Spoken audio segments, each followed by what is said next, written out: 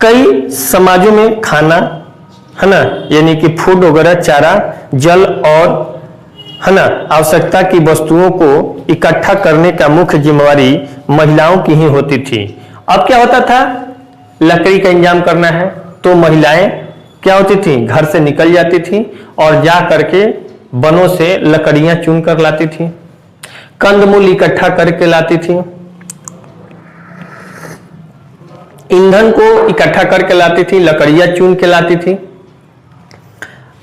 तो इस तरह से हम लोग देखते हैं कि बहुत सारे जिम्मेवारियां महिलाओं के ऊपर होती थी और वो उसको निभाती थी। जैसे ही संसाधनों की कमी होती जा रही है, महिलाओं पर कार्य भार बढ़ता जा रहा है, यानी कि अब इनमें कमी होगा निश्चित तौर पे।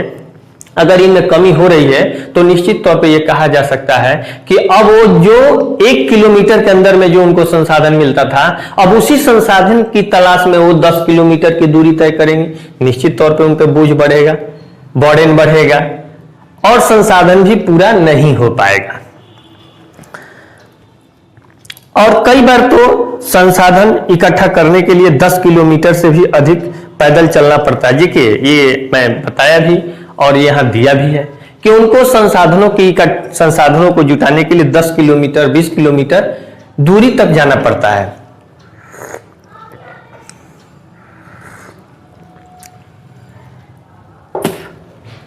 फिर भी उनको संसाधन नहीं मिल पाता है, तो उतना पर्याप्त मात्रा में नहीं मिल पाता है। इससे इन्हें गंभीर स्वास्थ्य समस्याएं झेलनी पड़ती हैं। अब क्या होगा, अब जो आदमी 1 किलोमीटर जाता था अब उनको 20 किलोमीटर जाना पड़ा, 10 किलोमीटर जाना पड़ा उसी संसाधन के लिए। निश्चित तौर पे उसके स्वास्थ्य पे इसका गहरा असर पड़ेगा, यानी उसका साइड इफेक्ट पड़ेगा, बीमार पड़ेंगे। तो निश्चित तौर पे अब उनके लिए संसाधन तो नहीं रहे और उल्टे में यानी उसके विपरीत उनका तबीयत भी खराब हो गया। तो इस तरह से हम लोग देखते हैं कि ये जो संसाधनों का जो गंभीर समस्या जो आज बढ़ते जा रहा है, यह एक गंभीर समस्या है। काम का समय बढ़ने के कारण, है ना, घर और बच्चों का अपेक्षा होता है, जिसके कारण सामाजिक दुष्परिणाम हो सकते हैं। अब क्या होता है, इसका सामाजिक दुष्परिणाम होगा निश्चित तौर पे। तो इस तरह से हम लोग देखते हैं कि सामाजिक दुष्परिणाम होगा। वन कटाई के परोक्ष परिणाम, जैसे जो फॉरेस्ट को हम लोग क्या करते हैं, कटाव करते हैं, डिफॉरेस्टेशन की क्रिया होती है, उसका, है ना, डायरेक्ट असर दिखने के लिए मिलता है। जैसे सूखा हो गया, बाढ़ का आना, है ना, सूखा और बाढ़ भी गरीब तबके को सबसे अधिक प्रभावित करता है। जो अमीर लोग हैं उनके पास संसाधन उपलब्ध है, 5% लोग हैं, 75% लोगों का संसाधन अकेले यूज करते हैं। उनके पास कोई कमी नहीं होगी, लेकिन कहता है इस स्थिति में गरीबी पर्यावरण निम्नीकरण का सीधा परिणाम होता है। भारतीय उपमहाद्वीप में यानी इंडियन सब कॉन्टिनेंट में यह देखने के लिए मिलता है कि फॉरेस्ट और वाइल्ड लाइफ मानव जीवन के लिए बहुत ही कल्याणकारी है। यानी कि मानव जीवन को सरवाइव करने के लिए ये फॉरेस्ट और वाइल्ड लाइफ बहुत ही महत्वपूर्ण कारक है। अतः यह आवश्यक है कि वन और वन्य जीवन यानी फॉरेस्ट एंड वाइल्ड लाइफ को हम लोग संरक्षण के लिए सही नीति अपनाएं, यानी कि उसके लिए एक नीति बनाएं और उस नीति के तहत हम लोग उनको सुरक्षित रखें, संरक्षित रखें और संवर्धित रखें। अन्यथा जब उनके जीवन के ऊपर खतरा होगा, जब उनकी प्रजातियां विलुप्त हो जाएंगी, निश्चित तौर पे हमारे जीवन पर उसका सीधा डायरेक्ट असर पड़ेगा। और उसमें भले गरीब लोग जो होते हैं, पॉवर्टी जो होते हैं, वो 25% ही हैं, लेकिन उस 25% को तो नुकसान होगा ही होगा। लेकिन जब पूर्ण रूप से बाढ़ और सुखाड़ का जो प्रभाव होगा वो 75% अमीर लोगों के ऊपर भी होगा। और उस रूप में होगा कि वो चाह के भी अपने आप को सरवाइव नहीं कर पाएंगे। जिस तरह से गरीब मजबूर होकर के होते हुए भी वो अपने आप को नहीं बचा पाते हैं, तो एक ऐसा भी समय आएगा जब अमीर लोग भी सब कुछ होते हुए भी वो अपने आप को नहीं बचा पाएंगे। अगला जो हम लोग का टॉपिक है वो भारत में वन और वन्य जीवन का संरक्षण। भारत में वन और वन्य जीवन का संरक्षण है, यानी how to conserve our forest and wildlife, यानी हम लोग वन और वन्य जीव है ना, वन्य जीवों को कैसे संरक्षित कर सकते हैं, इसके बारे में देखते हैं। तो देखते हैं कि वन्य यानी वाइल्ड लाइफ और फॉरेस्ट में तेज गति से हो रहे ह्रास के कारण इनका संरक्षण बहुत आवश्यक हो गया है। यानी इनके में बहुत तेजी के साथ गिरावट के साथ ये देखा गया कि इनमें संरक्षण करना, इनको संरक्षित करना यानी बचाना बहुत जरूरी है, मिनिमाइज करना बहुत जरूरी हो गया है। परंतु हमें वनों और वन्य जीवन का संरक्षण करना क्यों आवश्यक है? इसलिए आवश्यक है कि अपने आप को सरवाइव करने के लिए, ह्यूमन को अपने आप को सरवाइव करने के लिए, अपने आप को इस धरती पर स्थापित रखने के लिए ये सभी चीज आवश्यक, क्योंकि ये डायरेक्ट या इनडायरेक्ट रूप से देखा जाए, प्रत्यक्ष या अप्रत्यक्ष रूप से देखा जाए तो इनका जीवन वन्य और वन्य जीवों पर ही निर्भर है। ये लोग डायरेक्ट हो या इनडायरेक्ट हो। साथ ही साथ इनके रहने से ही ये इकोसिस्टम बरकरार रहेगा, है ना। संरक्षण से पारिस्थितिकी विविधता बनी रहती है तथा हमारे जीवन, साध्य संसाधन, जलवायु और मृदा बने रहते हैं। यानी इनके संरक्षण से हर चीज आपका बरकरार रहेगा, सब कुछ ठीक रहेगा, तो आपको भी जीवन जीने में सहूलियत होगी। यह विभिन्न जातियों में बेहतर जनन के लिए वनस्पति, पशुओं में जीन्स जेनेटिक विविधता को भी संरक्षित करती है। उदाहरण के तौर पे हम कृषि में अभी भी पारंपरिक फसलों पर निर्भर हैं। जलीय जैव विविधता मोटे तौर पर मछली पालन बनाए रखने पर निर्भर है। बहुत सारे कारण हैं, ये हर चीज को बरकरार रखता है। वन जो है वर्षा कराता है, लकड़ी देता है, फल देता है, नहीं लोगों के लिए शेल्टर उपलब्ध कराता है। वन्य इलाका जो है वो जानवरों के लिए भी और ह्यूमन के लिए भी वो शेल्टर उपलब्ध कराता है। तो मानव के विकास में निश्चित तौर पे ये कहा जा सकता है कि वन और वन्य जीवों का, है ना, 100% तो नहीं लेकिन हाँ 100% उनका योगदान है। अगर वो जिस दिन उनका अस्तित्व खत्म होगा, समझ लीजिए कि साथ साथ मनुष्य का भी अस्तित्व कुछ दिनों के बाद ही समाप्त हो जाएगा। इसलिए इस अस्तित्व को बनाए रखने के लिए इनको संरक्षण करना जरूरी है।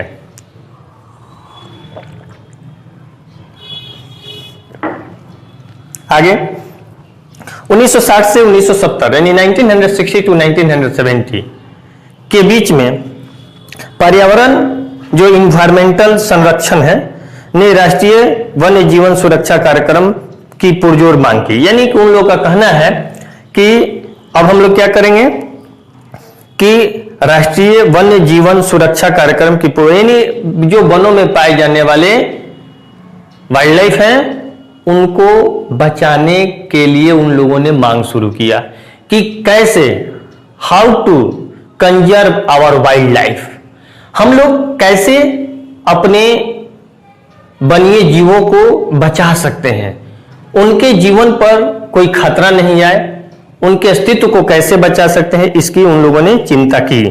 भारतीय वन्य जीवन संरक्षण अधिनियम 1972 में लागू किया गया, यानी Indian wild life conservation act जो है पर्यावरण है ना, भारतीय पर्यावरण, भारतीय वन्य जीवन अधिनियम यानी वन्य जीव अधिनियम 1972 में लागू किया, जिसमें वन्य जीवों के आवास रक्षक के अनेक प्रावधान थे। सारे भारत में रक्षित जातियों की सूची भी प्रकाशित की गई, यानी जितने भी जीव जंतु थे उनका एक लिस्ट तैयार किया गया और उस लिस्ट को प्रकाशित भी किया गया।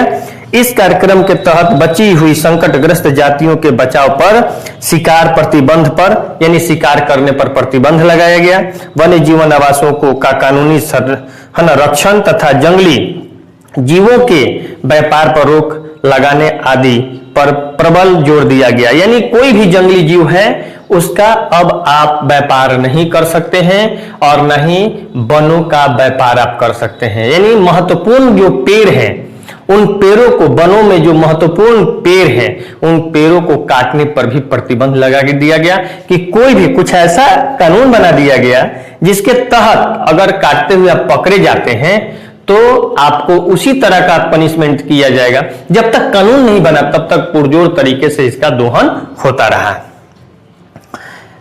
तत्पश्चात केंद्रीय सरकार व कई राज्य सरकारों ने राष्ट्रीय उद्यान व अन्य वन्य जीव पशु विहार, है ना, सेंचुरी स्थापित किए, जिसके बारे में आप पहले से पढ़ चुके हैं। यहाँ पे वनों को और जीवों को संरक्षित रखा जाता है। सरकार ने उनके लिए एक ऐसा माहौल बनाया, एक ऐसा वहां चीज बना दिया, स्थापित कर दिया जहां पे वन्य जीवन को संरक्षित रखा जाता है। केंद्रीय सरकार ने कई परियोजनाओं की भी घोषणा की जिनका उद्देश्य गंभीर खतरे में पड़े कुछ विशेष वन प्रजातियों को संरक्षण प्रदान करना था। यानी कुछ ऐसे वन्य जीव थे जो एकदम संकटग्रस्त हो गए थे, उनको बचाने का उद्देश्य था। इसी उद्देश्य से उन लोगों ने इस तरह के कार्य को आगे बढ़ाया। इन प्राणियों में बाघ, एक सींग वाला गैंडा, कश्मीरी हिरन अथवा हंगुल, 3 प्रकार के मगरमच्छ, स्वच्छ जल मगरमच्छ, लवणीय जल मगरमच्छ और घड़ियाल, एशियाटिक शेर, है ना, और अन्य प्राणी शामिल हैं। इसके अतिरिक्त कुछ समय पहले भारतीय हाथी, काला हिरन, चिंकारा, भारतीय गोंडामन और हिम तेंदुआ आदि के शिकार और व्यापार पर संपूर्ण अथवा आंशिक प्रतिबंध लगाकर कानून रक्षण दिया गया। यानी हम लोग क्या करते हैं, यही एक प्रक्रिया थी जिसके माध्यम से फॉरेस्ट एंड वाइल्ड लाइफ को बचाने का तरीका है। कानून जब तक नहीं बनेगा, एक्ट नहीं बनाइएगा, तब तक लोगों में डर पैदा नहीं होगा, और जब तक लोगों में डर पैदा नहीं होगा निश्चित तौर पे इनका जीवन खतरे में होगा। यही कारण है कि हम लोग एक्ट बना करके फॉरेस्ट एंड वाइल्ड लाइफ को बचा सकते हैं और लोगों में अवेयरनेस ला करके कि पशुओं के प्रति, जंगलों के प्रति नहीं सोचना है। आप अपने लिए सोचिए कि आपका जीवन तभी है जब ये वन और वन्य जीव है। अगर इस तरह के अवेयरनेस को समाज में लाते हैं, समाज को बताते हैं कि वनों से और वन्य जीवों से होने वाले फायदे उनको बताएंगे, तब निश्चित तौर पे समाज अगर 100% नहीं करता है 20% पर आएगा, फिर वो 20% 40% में बदलेगा, फिर वो 40% 60% में बदलेगा, वो 80 पर तब जाकर के 100% में ये जाएंगे लोग। और लोगों को ये शायद पता नहीं है कि जो धरती पर आया है उसे एक दिन जाना है, फिर उसके जो वंशज हैं वो क्या कर रहे हैं वो देखने के लिए नहीं आ रहा है। हो सकता है कि हम बहुत धन कमाए हो, लेकिन वो धन कुछ ही दिनों बाद क्या होगा, हमारे जाने के बाद हमारा ही औलाद, हमारा ही पीढ़ी उसको क्या करेगी, लुटा देगी। इसलिए धन को संचय करने की चीज नहीं है, धन जो है वो क्या करने का चीज है, वो समाज के लिए चीज है। यानी उसको बैंक बैलेंस करने की नहीं जरूरत है, उससे यूज करने की जरूरत है जिससे कि हमारा विकास हो सके। बहुत लोग लालच बस में पड़ करके अपनी आवश्यकता की पूर्ति तो करने के चक्कर में ही नहीं रहते हैं, केवल बैंक की पेटियों को भरने के चक्कर में रहते हैं। पेट भरने के चक्कर में रहना है, पेटी भरने के चक्कर में नहीं रहना है। जब तक लोगों का ये सोच नहीं बदलेगा तब तक हमारा समाज नहीं बदल सकता है। इसीलिए ये कब बदलेगा? जब कानून बना देंगे, लोगों के अंदर डर हो जाएगा, स्वतः लोग सोचने लगेंगे। तो इसी के साथ यहां तक आज हमारा ये टॉपिक खत्म हो गया। इसके बाद हम लोग पढ़ेंगे टाइगर प्रोजेक्ट, बाघ परियोजना, जो अगले वीडियो में हम आपको बनाकर भेजेंगे और ऑनलाइन क्लास में भी पढ़ाएंगे। इसी के साथ मैं ये वीडियो आपको बनाकर भेज रहा हूं। जय हिंद, जय भारत।